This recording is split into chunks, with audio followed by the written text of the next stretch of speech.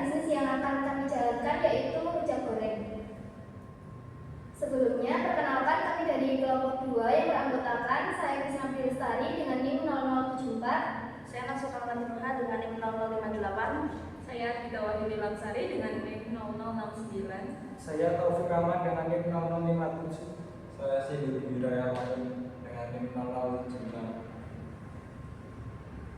Oke, yang pertama kita akan membahas pengertian aspek teknik dan teknologi. Menurut Dadang Hussein Sobhana tahun 2018 dari bukunya Studi Kelayakan Bisnis, aspek teknik dan teknologi membahas kemampuan teknis perusahaan dalam melaksanakan kegiatan produksi mencakup lokasi usaha, kapasitas produksi, tata letak, peralatan, dan teknologi yang digunakan. Tujuannya yaitu agar kegiatan produksi dapat berlangsung efisien, ekonomis, dan berkelanjutan.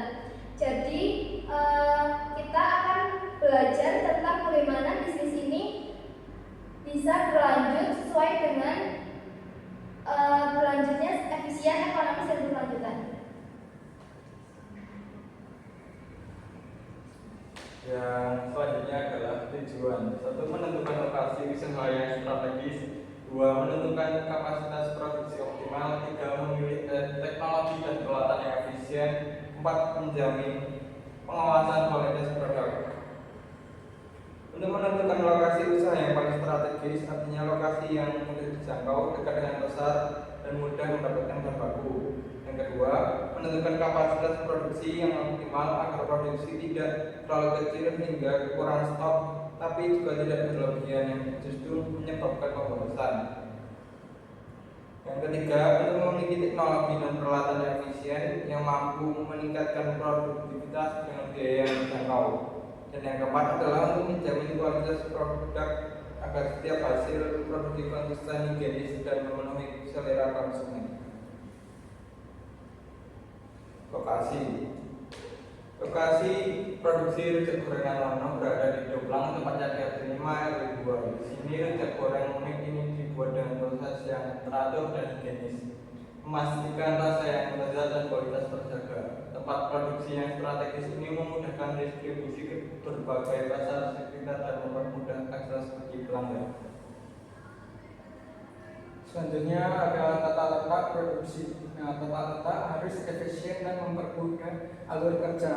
Artinya, tata letak ini berfungsi untuk mengatur posisi area kerja, area alat, dan bahan baku agar alur produksinya itu berjalan dengan efisien dan higienis. Nah, pada rujak gorengan Nano, layout produksinya itu dibuat sangat sederhana dan fungsional. Nah, dibedakan dari 3. Yang pertama yaitu ada area persiapan bahan baku, yang kedua ada area pembuatan, yang ketiga ada area pengemasan dan penyajian. Pertama, area persiapan bahan baku, yaitu tempat untuk mencuci, memotong, dan menyiapkan bahan-bahan untuk rujak itu sendiri. Yang kedua ada area penggorengan, artinya di mana proses memasak dilakukan dengan kompor gas dan alat penggorengan lainnya.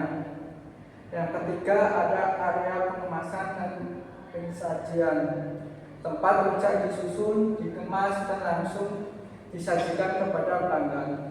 Nah, layout ini dibuat sederhana untuk mempercepat proses kerja dan menjaga kebersihan. Sobhana menegaskan bahwa layout seperti ini merupakan ciri usaha yang telah memperhatikan aspek teknis secara profesional. Selanjutnya adalah kapasitas produksi. Kapasitas produksi yang akan diproduksi harianya adalah sekitar 20-40 porsi per harinya. Jumlah tenaga kerjanya dari 2 sampai 5 orang. Potensi peningkatan kapasitasnya dengan menambahkan alat dan tenaga kerja saat permintaan tinggi.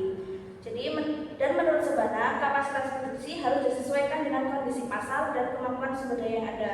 Untuk rujak goreng Nano sendiri, kapasitasnya seperti di slide itu berkisar 20-40 porsinya untuk per hari. Dan kalau sudah ramai seperti saat bulan Ramadan atau hari libur, kapasitas bisa ditingkatkan dengan menambah alat dan tenaga kerja. Jadi dari sini kita dapat melihat bahwa usaha ini memiliki produksi yang baik, artinya mampu menyesuaikan diri dengan perubahan permintaan permintaan pasar tanpa menurunkan kualitas produk. Selanjutnya ada teknologi produksi. Mempertimbangkan kesesuaian bahan baku, efisiensi biaya dan tenaga kerja, serta kemudahan pengoperasian dan perawatan. Maka 1. Menggunakan kompor gas tekanan rendah. 2. Blender listrik untuk pembuatan bumbu. Dan yang ketiga, peralatan anti karat untuk menjaga kebersihan. Dalam buku Sobana dijelaskan bahwa teknologi harus dipilih berdasarkan efisiensi, kemudahan penggunaan, biaya perawatan, dan kemampuan menghasilkan produk yang konsisten. Pada rujak goreng nano sendiri, teknologi yang digunakan masih tergolong sederhana namun efektif. Teknologi sederhana seperti ini sangat cocok untuk skala usaha kecil karena mudah dioperasikan, tidak memerlukan biaya besar, dan hasil produksinya tetap maksimal. Jika kedepannya usaha ini berkembang, teknologi ini bisa ditingkatkan menjadi semi modern dengan menambah alat pemotong buah otomatis atau mesin pengemasan agar proses lebih cepat. Selanjutnya itu pengawasan kualitas produk. Menurut Sobana, pengawasan kualitas meliputi pengendalian bahan baku, proses, dan produksi akhir. Salah satu hal penting dari aspek teknis adalah pengawasan kualitas produk. Sobana menjelaskan bahwa kualitas produk harus dijaga sejak tahap awal, yaitu dari bahan baku, proses produksi, hingga proses produk akhir. Pada usaha rujak goreng nano, pengawasan dilakukan dengan cukup ketat setiap hari. Bahan seperti buah-buahan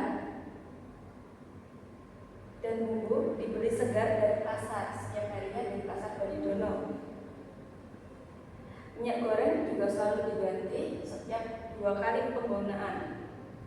Produk disajikan langsung untuk menjaga rasa dan higienitas. Peralatan dicuci secara rutin dan produk disajikan langsung setelah digoreng agar tetap hangat, renyah, dan higienis.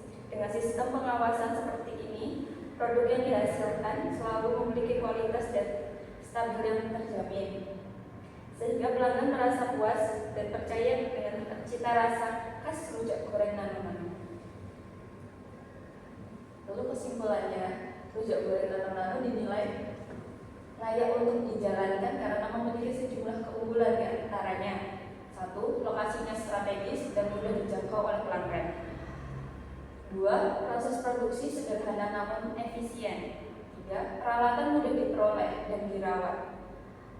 4. Kualitas produk terjaga dengan baik. Lalu, terakhir, teknologi dapat ditingkatkan untuk pengembangan skala usaha.